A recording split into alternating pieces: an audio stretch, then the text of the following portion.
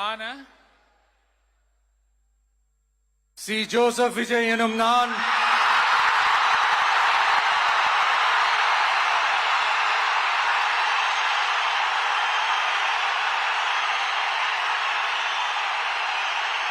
சட்டப்படி அமைக்கப்பெற்ற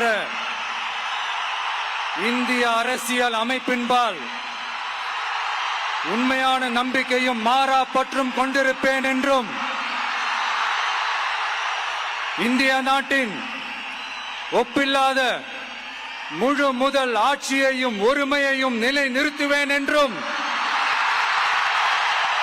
தமிழ்நாட்டு அரசின் முதலமைச்சராக உண்மையாகவும் உளச்சான்றின்படியும் என் கடமைகளை நிறைவேற்றுவேன் என்றும் அரசியல் அமைப்பிற்கும் சட்டத்திற்கும் இணங்க அச்சமும் ஒருதலை சார்பு